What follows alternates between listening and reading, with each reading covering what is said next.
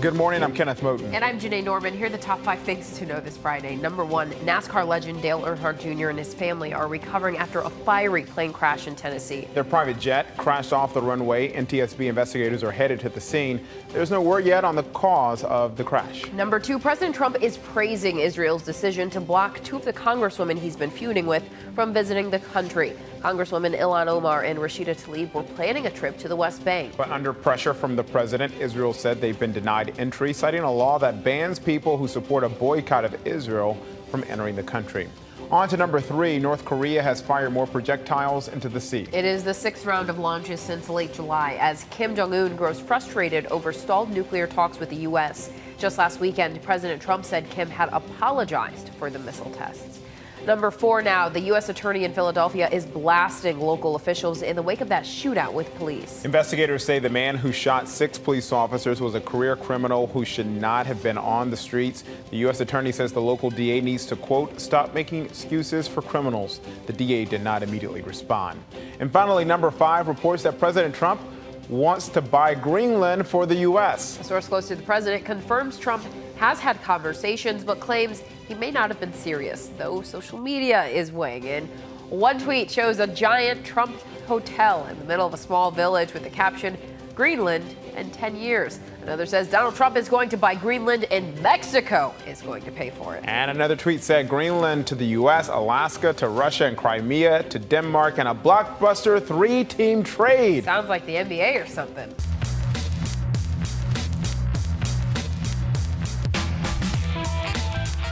Let's get right to the aftermath of that fiery plane crash involving NASCAR legend Dale Earnhardt Jr. and his family. Investigators are getting to work at the crash scene in northeastern Tennessee.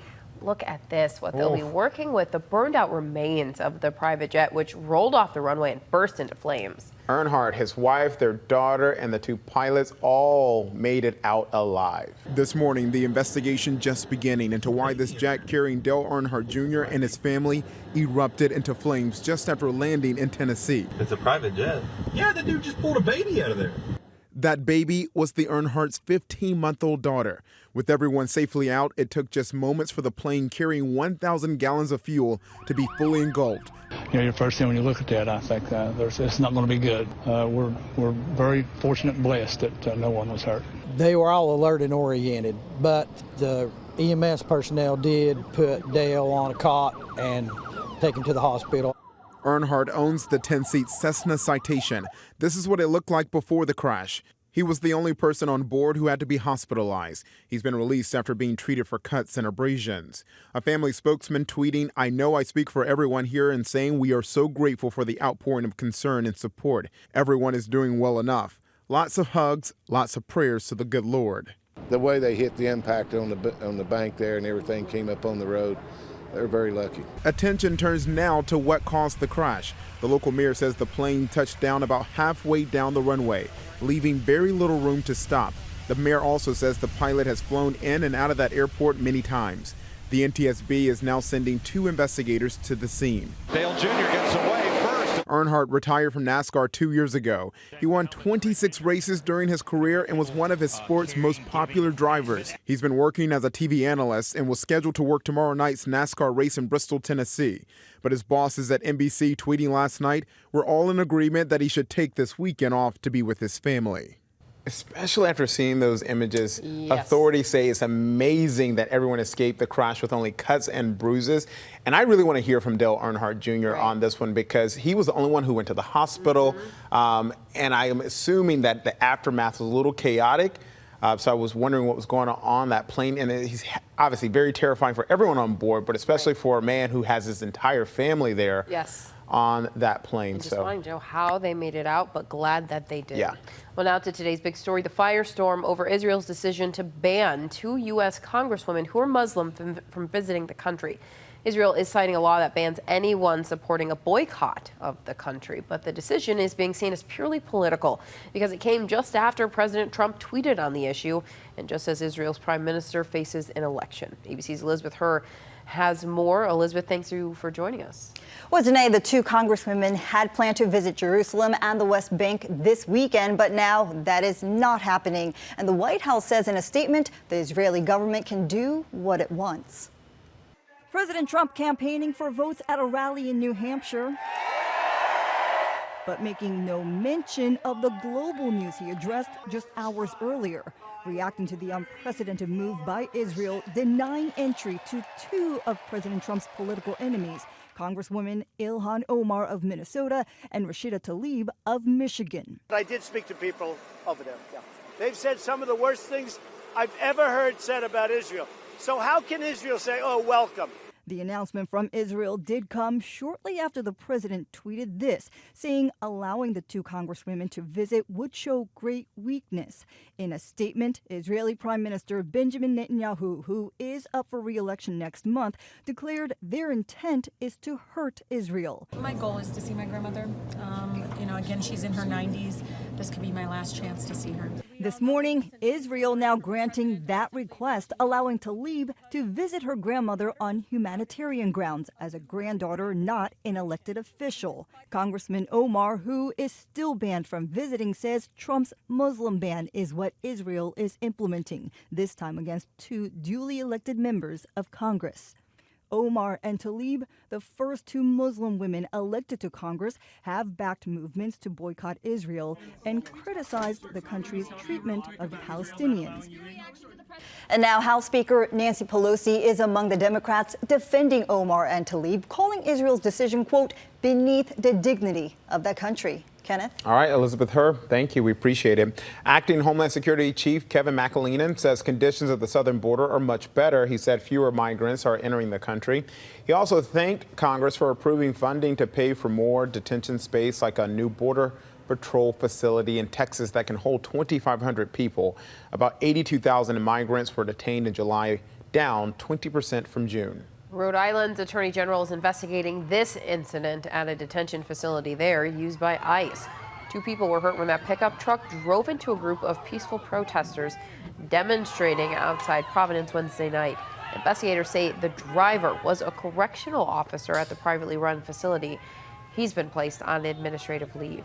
We turn now to the debate over guns in America after the recent mass shootings and attack on police in Philadelphia.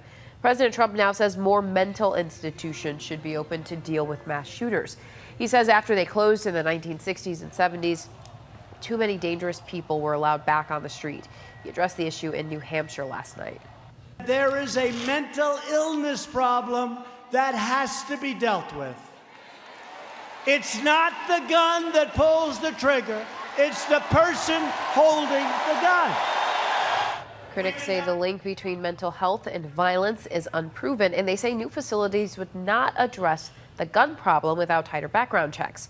The president last night did not mention expanding background checks, although he has said he'd support them in the past. Meanwhile, Walmart is defending its decision to sell guns and ammunition. Walmart CEO says the company has made common sense changes. It has removed handguns from most stores. It has stopped sales of military-style weapons, and it has raised the age limit to 21 for anyone to buy firearms. The anti-gun group Guns Down America is planning rallies this weekend at stores across the country. The FDA wants to add graphic new images on cigarette packs to discourage Americans from lighting up. The proposal includes images of cancerous neck tumors, diseased lungs, and feet with amputated toes. Some countries have already implemented similar packaging. If the plan is adopted, it would be the first change to U.S. cigarette warnings in 35 years. Well, disgraced singer R. Kelly was a no-show for a court hearing in Chicago. The accused sex trafficker reportedly refused transport from jail to court. Kelly's next hearing is in September, and the judge made it clear that he needs to attend. The singer is facing multiple sex abuse charges in state and federal courts. The government of Nepal wants to tighten the rules for potential climbers following an especially deadly season on the world's highest mountain.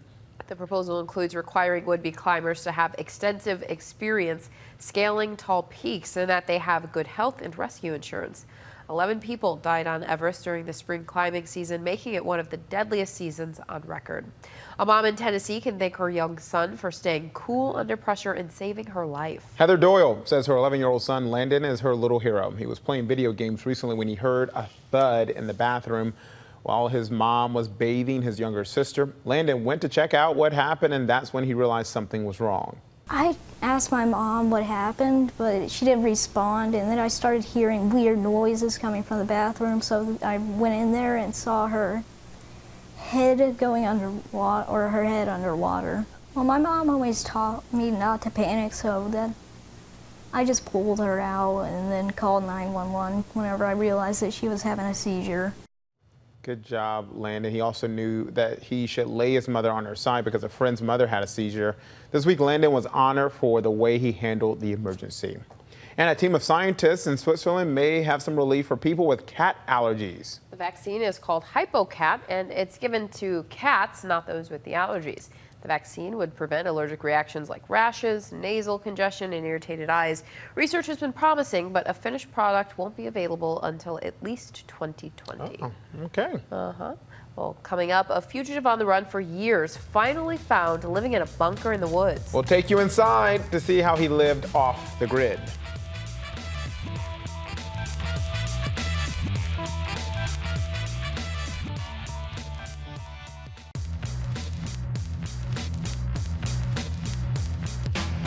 Welcome back. We turn now to Wisconsin and the fascinating story of how a fugitive was finally tracked down in the woods after 3 years. He was living in a well-appointed bunker equipped with the latest technology until a hunter made the shocking discovery. The bunker is down a trail deep in the woods about 150 miles north of Madison, Wisconsin. The entrance covered by a log door and carved into the side of a hill, hidden from view. I've been doing this for over 20 years, and I've never seen anything like it. Inside, fugitive Jeremiah Button had a radio and a makeshift stove. Authorities say he also had LED lights, cooling fans, and electronic equipment, all of it powered by solar panels on the bunker's roof. And if it was cloudy, they say Button would make his own electricity by spinning a bicycle wheel to power a generator. I'd seen some pictures prior to coming out here, and the pictures alone were extraordinary. I couldn't believe that something like that was out in the woods and somebody had been living in there. The bunker was stocked with non-perishable food, and Button tells police he made frequent trips to a local landfill for supplies. He had been on the run since early 2016 when he was scheduled to go on trial for sex crimes. Button was found in his bunker last Friday by a hunter who alerted police. A call like this is extraordinarily dangerous for the deputies to go to because you don't know the demeanor or the capability of what could happen. Button surrendered after a short standoff. He's due back in court next month. When he was arrested, authorities say Button seemed almost relieved. It was his first human contact in more than 3 years. All right, so let's change it up now and check our notifications, starting with a travel warning. Don't be concerned if one of the passengers on your next flight is a little horse. A little horse, like a little mini horse. It's all been cleared with the federal government. Miniature horses are now cleared to be used as service animals on commercial flights. They join a list that includes cats, dogs, including pit bulls, which were just added, and some birds. However, if you have a reptile, like a snake, or rodents, a ferret, or spider, those have to stay home. Oh, so yeah. your spiders are not approved. And they also put out a pretty popular and famous PSA about keeping snakes off the plane a few years ago. Right, yeah. Had a famous I think I know what you're talking about. actor in it. Yeah. Samuel L. Jackson. I know what you're talking about. There's a new trend in the online dating world. It's called dog fishing. A growing number of women using dating apps say they've been duped by dudes with dogs, also known as dog fishing. It's when a guy poses with someone else's dog just to get dates. One relationship expert explained what's so attractive, allegedly, about a guy with a pooch. If I like dogs and I'm looking at a guy and he likes dogs, I figure that's a great icebreaker. You can actually keep something alive. You can nurture it. So maybe you'd be a good boyfriend and you could take care of me too. One woman said a guy she met couldn't even remember whose dog was in the photo. Many women say they lose interest in a guy once they realize the doggy deception. Wow. A new survey says a new survey about underwear is something for the "that's nasty" file. Nearly half of Americans say they don't change their drawers for 2 days or more. An informal poll by clothing maker Tommy John found 45% of respondents have... Wait, you guys, look at the images here. Oh, yeah. Where did they get these shots? Especially the big one, or like the woman holding up. Yeah. So Tommy John found 45% of respondents had worn the same pair of underwear for 2 days. More than 10% said they hadn't changed undies in at least a week. This now that one right there. Amazing image. I hear you on that one. Like unbelievable. And then the grandma. So that's our look. our question of the day, as I'm reading it in prompter, is how often do you change your underwear? I'm not interested in knowing. I don't need to know. I just want to know how nasty you think that is. But if you want to talk about it, tweet us, ABC no, News. No, do not tweet us. On this little comment section that you're seeing right now. Put it there. Don't send us the or tweets go about to, how often you're not to us. Yeah. To It's Morning America. Yeah. So now on a more grown-up level, Bernie Sanders is getting some A-list support for his presidential campaign. Yeah, please don't tweet us. Cardi B is officially lending her voice to support Sanders' 2020 bid, sitting down with him inside a nail salon in Detroit, discussing the issues and her own favorite U.S. president, FDR. I have a couple of reasons why I love FDR. You know what I'm saying? I feel like it's amazing because he became a president when America was in one of its worst times. And not only are you going through a depression, but you're also going through World War II. So you're trying to fix the economy while you have to fund a war. And it's just like, I love him. He's my favorite. Well, I want to be a favorite after I'm elected, but we'll see. All right. Number one. So Cardi tweeted last month that she was learning more about Sanders' positions on the issues. All right, well, finally to a landmark rock star encounter for Kate McKinnon. The SNL cast member is known for her many characters, but most notably her impression of Supreme Court Justice Ruth Bader Ginsburg. Particularly her way of delivering that line, Ginsburns, to throw shade. That's a Ginsburg. You just got Ginsburned. That's a Ginsburn. What? And that's a sexy slow burn.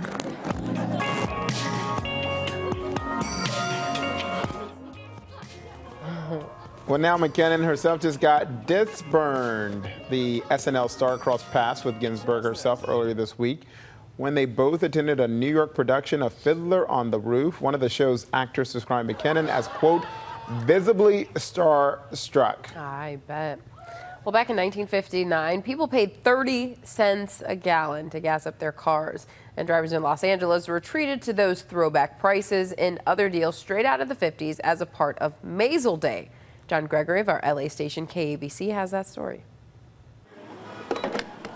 They lined up early and around the block for a deal just too good to be true. Gasoline for just 30 cents a gallon. 30 cents a gallon, I couldn't believe it. That's long before you and I. So I was back there, and all of a sudden they had me go on a third line, and I go right to the front. How lucky can I be? I got here about 6:45. The bargain price is all part of Maisel Day, an Amazon Prime promotion of the Marvelous Mrs. Maisel show. The show takes place in the 50s, back when everything was a lot cheaper. I'm new here from Seattle, and this is just great. While 30 cents a gallon gas gets everybody's attention, there are all sorts of great deals on Maisel Day all across LA County, from cheap hotel rooms to cheap cheeseburgers. I'm going to come back for a burger and fries. I'm going to go get a haircut. Go to the nail salon. I'm going to do it all. Justin's planning his day around the bargains. These ladies are here dry bar for a bargain on blowouts. They're putting everything back to 1959 prices. So, I mean, a blowout is $2, a manicure is $2.50. A day of deals based on 50s prices that has people talking and smiling. Almost 13 gallons, $3.94. Amazing. We should do this all the time. What? Of course, that created chaos. Police shut down the promo after lines got too long. They also issued a traffic warning for the area. New details are emerging about a camping nightmare for a New Jersey family visiting Canada. A wolf attacked the family while they were sleeping in their tent. Elisa Rispoli says her husband Matt tried to stop the animal. She wrote on Facebook, "Matt literally threw his body in front of me and the boys and fought the wolf as it ripped apart our tent and his arms and hands. We were screaming for help as he was fighting it and trying to save us for what felt like an eternity." That's when a camper staying nearby jumped in to help. I was able to pick up a rock, and we were able to sort of lob rocks at it for a while. That seemed to push it back. I was just trying to assess how much trouble I was in. I wasn't too sure if it was going to come at me or not, but it wasn't snarling. It wasn't growling at me at all. Matt Rispoli is recovering from puncture wounds and scratches. The Rispolis say if they ever go back to the site, they'll be staying in a camper van next time. That's probably a good idea. Great idea. Well, coming up, deconstructing one of the most controversial moments on the tennis court. That infamous U.S. Open fight between Serena Williams and the ump, and the surprising admission from her coach after this.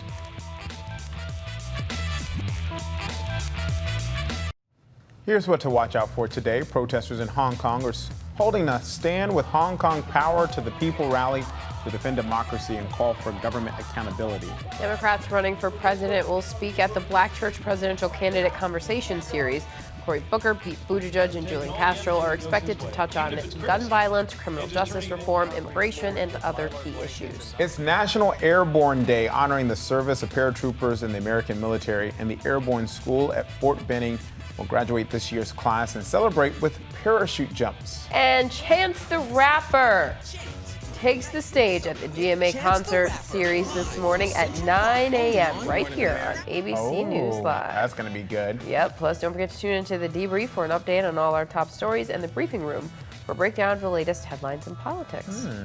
Well, it was a battle that defined last year's U.S. Open. Serena Williams facing down a chair umpire. Now ESPN's docuseries Backstory is unraveling why that turned into one of the most divisive moments in recent tennis history. Here's ABC's Byron Pitts.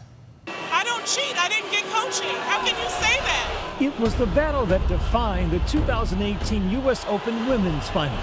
Not one between the players on the court, but a battle between a superstar and a chair umpire. You owe me an apology. I have never cheated in my life. One centered around allegations of cheating between a player and her devoted coach. I try to help her. That's my job. Code violation, coaching, warning, Mrs. Williams. From that moment on, the match was spiral out of control for Williams. A broken racket in frustration, another violation, and then this moment. And you stole a point from me. You're a thief, too. Code violation, verbal abuse, game penalty, Mrs. Williams.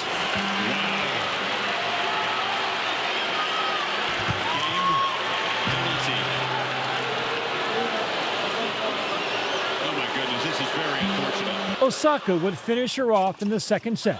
Backstory follows Don as he confronts Serena's coach to find out exactly what happened in that pivotal moment. It was the first time, Patrick, you ever sent a signal to Serena? Yes.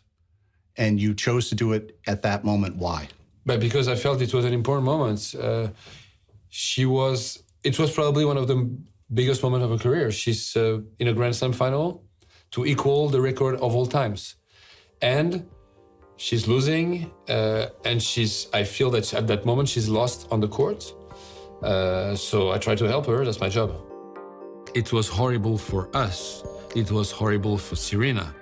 It's fantastic for tennis. It's unbelievable. That was the best moment of tennis for the last 10 years. Tennis was everywhere. We don't have any dramas in tennis. We have dramas in all the other sports, but not in tennis. In a post-match press conference, Serena was unbound. The fact that I have to go through this is just an example for the next person that has emotions and that want to express themselves and they want to be a strong woman, and they're going to be allowed to do that because of today. Serena versus the umpire pushed every button. Race, gender, power, rules, sportsmanship, fairness. But even to this day, nobody has conceded any ground. Serena Williams refuses to admit there was a clear coaching violation, or that she lost control of her emotions. Because I'm a woman, you're going to take this away from me? When chair umpires are at their best, they're invisible. Carlos Ramos was by the book, but he lost control of the match. Game penalty, Mrs. Williams. Even if the backstory of Serena's fury fades with time, many will see in that singular, enduring image what she wants us to see. Serena as the champion for justice, defending her honor against a man sitting high in a chair, looking down on her. Fascinating, and the question here is, really, for people who watch that moment, is was Serena Williams really even taking the advice of the coaching of that coach? And many say that she was not, because she's such a competitor. She's focused on the game, the match at that point. And so it was quite a moment, though. It'll be very interesting to see that. And of course, this year's U.S. Open begins in 10 days, August 26th. Yes, it does. That's it from us this week. Have a great weekend. See ya. See ya.